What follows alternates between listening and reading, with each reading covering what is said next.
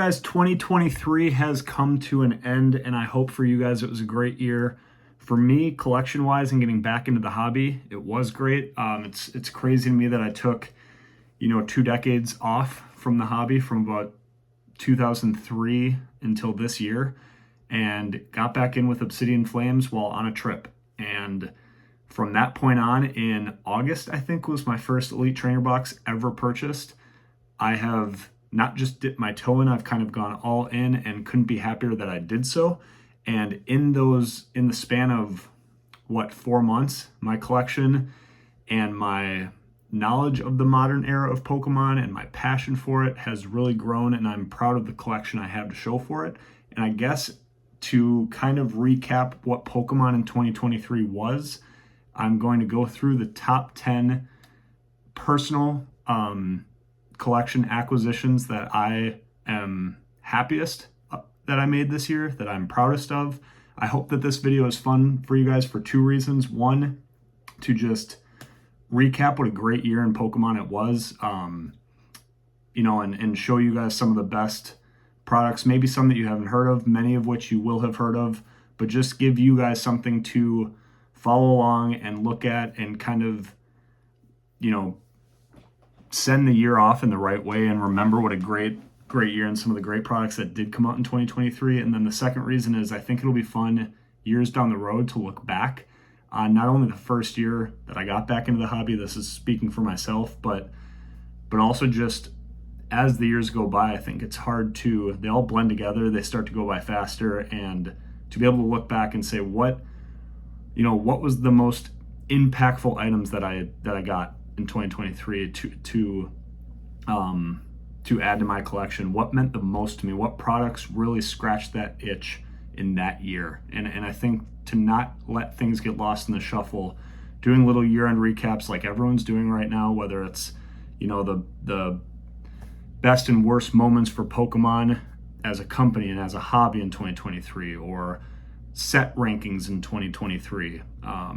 For me, it's just going to be my collection. What were the 10 coolest things that I added to it in 2023, in 4 months of 2023, but that really defined my year. So I hope this is fun for you guys. It's going to be stuff you've hopefully gotten your hands on and enjoyed as well. And then maybe there's some things that you haven't seen. So without further ado, let's get to it. The 10th best thing that I did or acquired in 2023 was sealed.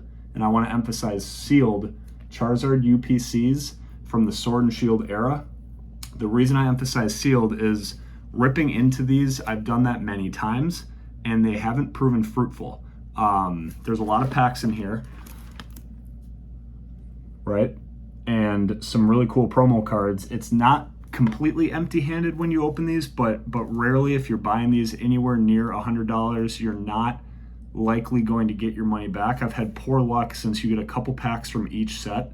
I've had bad luck getting consistent hits from that variety of pack style that this box brings, and then the promo cards have tanked in value in 2023. They're starting to climb up a little bit now, but the reason I want to emphasize that buying these sealed and having multiple on my shelf that I acquired on Black Friday sealed is so important to me is I think that in the long run, because it has 3 Evolving Skies packs in there, right? Those are going for 10, 12, 15 bucks a piece right now. The promo cards are on the rise. I foresee that when these Charizard UPCs are no longer sold in stores, that the value of this box is going to skyrocket. And I don't mean like to the moon or anything crazy like that. Maybe, I hope so, but at least not be sold for $100. Right now you can get these for $60, $70, $80 with the TikTok coupons and different discounts. That will not be the case one day. These 3 promo cards are gorgeous. They're Charizards. When they're out and people want them and new generations of people get into the hobby, and the way to get those is this UPC. And when Evolving Skies gets even more hard to find and valuable of a set, and now it's not $400 a booster box, it's $1,000 a booster box, and you can get 3 of those packs in this box, and all of these Sword and Shield sets are no longer sold in stores, and we're totally into Scarlet and Violet and beyond, this is going to go up in value. I'm glad I got a couple sealed at a low buy-in point. yeah, I just didn't make the mistake of ripping them open toward the end of the year. Coming in at number 9 is one of my favorite illustration rares from 2023, and definitely of Paradox Rift. It is this Steelix. And I want to say why that is. Not only is it a gorgeous card that, you know, is a fan favorite, it is coming in at $10 per card ungraded right now on TCG Player. And I think that just goes to show that people are appreciating the artwork of this card. And also, people like to see how Pokemon would be in the real world and the roles that they'd play living amongst people. So I think those are the reasons for the community to like this card. For me, I've said this before in a couple other videos, I work in construction, managing construction, and seeing a construction site in a card where the Steelix is a Mamlift is awesome. This had to be a part of my collection. I'm very happy that it got to that point and that I was able to acquire it. Coming in at number 8 is the Scarlet and Violet 151 UPC. This one I could say sealed or unsealed. I've had some bad luck opening a few of these, a few in a row actually, that really put a damper on how I view them, but then I've had some really incredible ones that, you know, helped me rebound. My wife actually opened up one where she got 8 hits in a single one of these UPCs. There's only 16 packs. That's remarkable. It's above the average hit rate. I've pulled 7 hits out of one. There's been many boxes where I've made or exceeded my money back on these, and then there's been some that have been terrible. Now, the reason I have the sealed one in front of you is 151 remains king. It is the set of all sets in the modern era. Obviously, Evolving Skies and Tag Team, they're blowing up, they're taking off because they're older. This is still only the second newest set right now, and yeah, prices are coming a little bit down. They went way up after release, and now they're coming a little bit down, but they are still remaining high. It is Nostalgia 101. It is the original 151 Pokemon. You can't go wrong with the promo cards. Like, you cannot go wrong with those, and over time, these will be coveted and are holding much higher value than the 3 Charizard promos from the Charizard UPC. And then 16 packs of 151, which will forever remain a valuable set. I'm talking 5 years down the road, 10 years down the road. When you can't find 151 packs and there's 16 of them in this box, it'd be like if this box had all Evolving Skies packs. Someday we'll get to that point, in my opinion, and this set is flying off every store's shelves the moment it gets stocked. And I don't think that craze about this set is going to go away. So the 151 UPC is the product. Sealed or have fun opening it. I'm awesome. I got to do both and add those to my collection in 2023. Now, number 6 is my first ever acquired Pokemon Center ETBs. These are Paradox Rift. I like the Roaring Moon color pattern better aesthetically, but I had to get one of each. My local card store actually had these in stock in addition to the standard ETBs. I've always purchased the standard ETBs, opened them, displayed the leftover box on my shelf. I'm starting to keep a few sealed for like 151 and Chilling Reign and Evolving Skies. But this is the first Pokemon Center one I've acquired. I've never actually ordered from Pokemon Center yet, but everyone knows that the more exclusive the product, the more it will retain and grow in value. And the Pokemon Center ETB is where you get 1 or 2 additional booster packs, and you get a second copy of the promo with the exclusive Pokemon Center stamp on it, which I think it'll be hard for you guys to see here, but it's right where my finger is. That Pokemon ball and the Pokemon Center stamp, it's very silly. It's a little stamp, but the fact that so many fewer of the promo cards have that stamp instantly drives the value up. So keeping a set like Paradox Rift, which I think will remain strong, sealed with the Pokemon Center stamp and exclusivity behind it, I think is a really smart investment and something I'm proud that I added to my collection. Now, let's see, that was 10, 9, 8, 7. We're on 6. So 6 is what I've added to my vintage collection. I've been purchasing friends' binders this year, which has been really fun to me to sort through those binders, put in their best cards into TCG players, see what they're worth and the quality that my friends have kept them in, and give them a fair shake on it. Try to act almost like a card store purchasing their collection and see how much they value it. If they don't want to part with it, they don't have to. If they want to, I'm here to buy it. And then to sort through those cards, add the ones I need to grow my vintage collection, sell the duplicates I have, let a few of them collect dust, see what happens in 5 years. That's been very fun for me. A few that I'm most proud of. One is a Shining Mewtwo from my brother-in-law. That one I did give to a friend, which paid for the acquisition of his entire binder. And my wife got some of her childhood cards back as well. Another one is this base set Shadowless holographic Mewtwo. Really happy to add this. I'm a huge fan of base set Shadowless cards. I have pages worth in my binder. This one is being displayed on my wall, but really happy that I got this one this year. In addition, one of my favorite Tyranitar cards in Japanese. I have the English one, so they're put next to each other on my wall. Then I did acquire another copy in much cleaner condition of the Ancient Mew Variant 2 card, which I'm really happy about, in pretty great shape. That's just an iconic card for everyone who was around the hobby way back when. And then I got a few graded. One of these was my own cards. This Skyridge Snorlax Reverse Hollow was a card from my childhood that I got graded. It hit a 4, frustrating it hit a 4, but I didn't do a good enough job checking the surface quality. Still very happy to have it slabbed. It's a valuable card from Skyridge. Just really happy that I got some of these graded, including a Neo Genesis Lugia that I acquired from Frank, my friend. And to have this slabbed, it's an iconic Grail card in Pokemon's history. It did get, again, a 4, but it's now mine, slab, protected. I just really like where my vintage collection grew this year, and those are a few of the highlights. Coming in at number 5 then, we have, now this one will be funny. This is one of my favorite cards of all time in Pokemon, and I'll explain why, but there was also a mistake in purchasing this. This is Paldea Evolve's promo card. I think it's an all-time promo card. I think having Pikachu in the center and then the new Scarlet and Violet starters, you have Sprigatito, Fuecoco, and Quaxley almost jumping through the air around Pikachu. The cartoon, colorful vibe of this card is everything I'm looking for as a collector. That's my aesthetic. This card does it for me. Paldea Evolved as a set does it for me. This is a PSA 10, but here's the catch.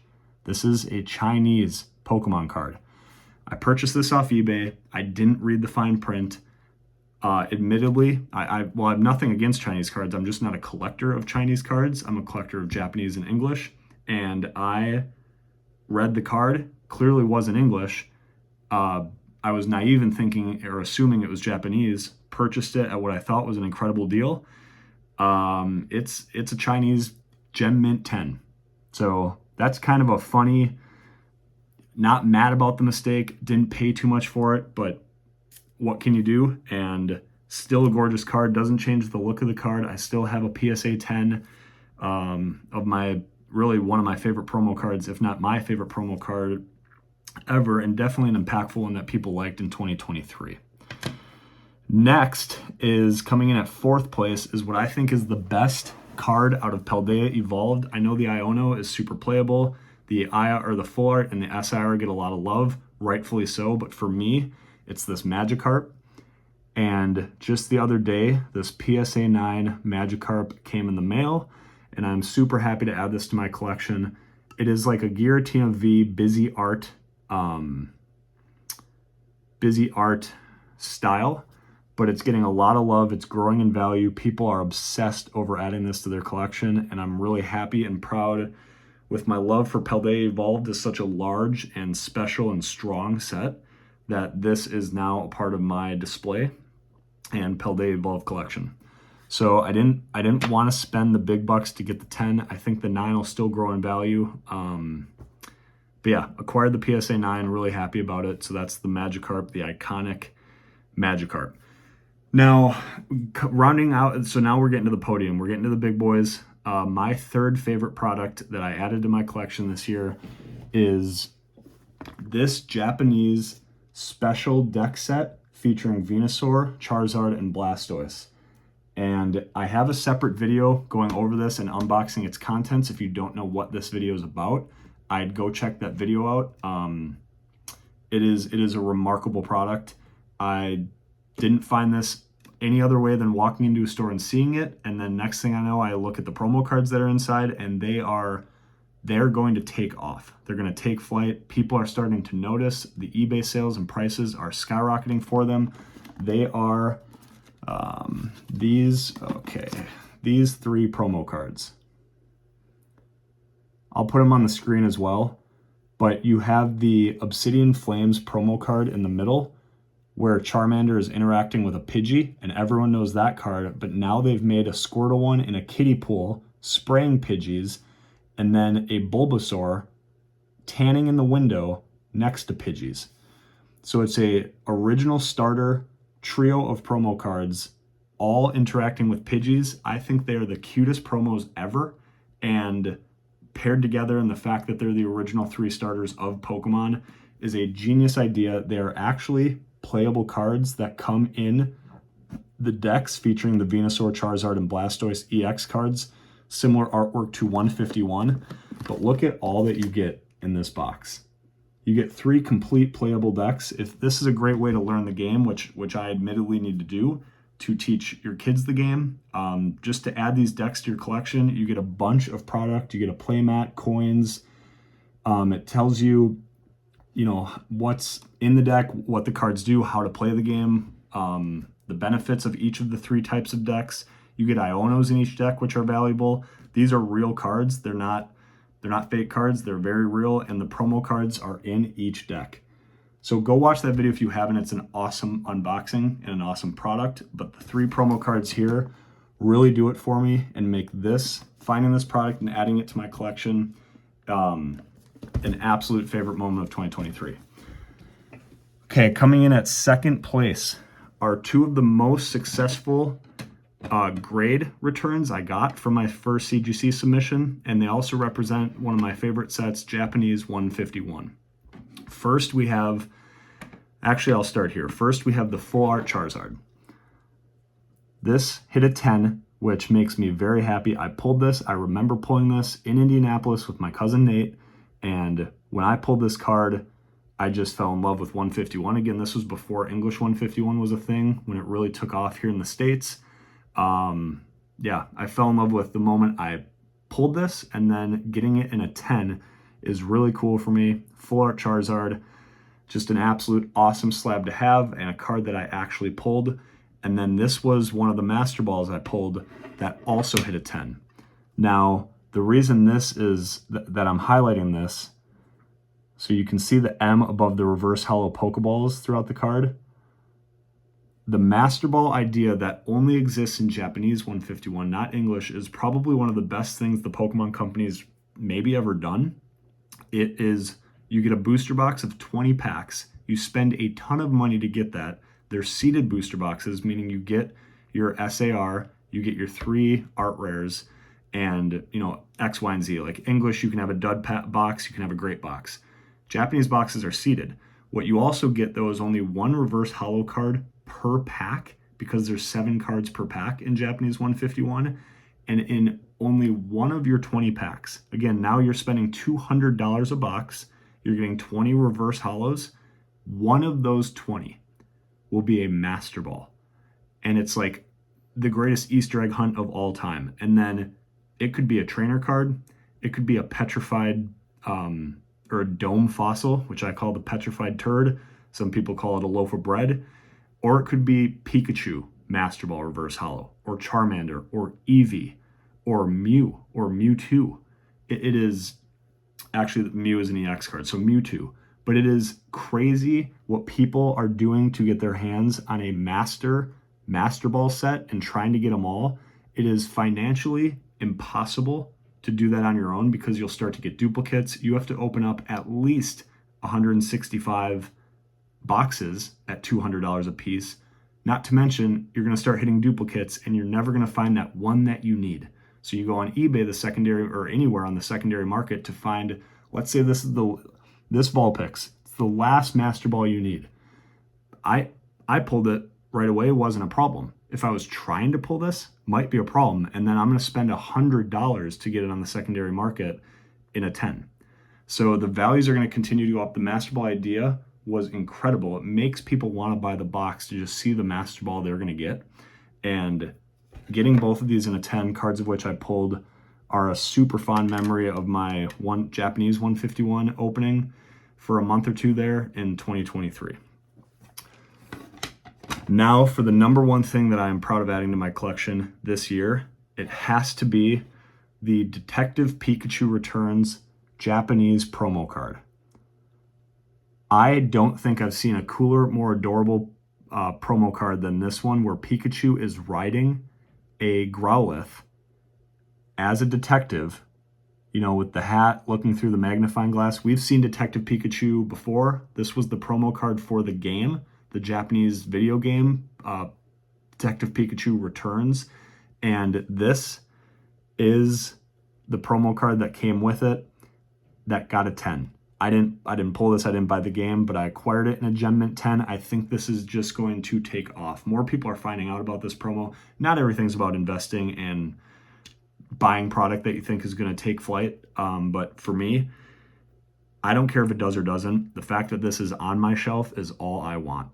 And it is gorgeous. Pikachu's a fan favorite, my favorite Pokemon, Pikachu and Eevee. So to see Pikachu riding a Growlithe, you guys, if you can also remember the Pikachu illustration rare from 151, that scene where Pikachu is kind of in the town on the dock, there's a Growlithe in that card as well. And I'm getting that one graded so that the two of them can go together. I'm getting it graded in Japanese. So the Japanese art rare Pikachu that also has Growlithe in it, and now you pair it with this Detective Pikachu Returns promo card riding the Growlithe. I think those slabs next to each other are going to just look so clean. I love cards that tell a story. And when I saw this promo card come out and a couple other YouTubers start talking about it, it was a must acquire. So I'm very happy to have this card in a 10 nonetheless. And yeah, just overall kind of looking around me right now and everything I've shared on the screen, in 4 months, I'm very happy with what I've collected. I'm very happy with where the Pokemon Company is and is going.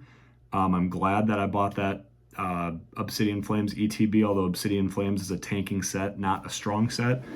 I'm really happy to always hold a fond memory in my heart for just that one ETB in the hotel bed, opening it up, and boy, was I hooked. Just pulling that Terraform Tyranitar, pulling that Packer-themed Pidgey, pulling that first Charizard. That did it for me, and here I am. And 2024, I think, is going to be awesome. We have Paldean Fates coming out, which combines cards from all Scarlet and Violet sets. It adds a bunch of shinies. It's going to be an incredibly hard set to master. There's going to be special sets, and we're going to really be in the thick of Scarlet and Violet in 2024.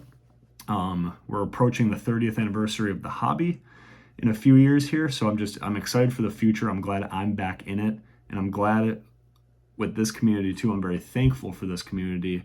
It's therapeutic for me to talk about this. It's enjoyable for me to share my love for the hobby, and it's fun to have a platform and a community, however big or small, to do that on. So 2023 has been awesome. That's kind of me signing off. If you're not a subscriber, please subscribe. Videos will be coming out every week going forward.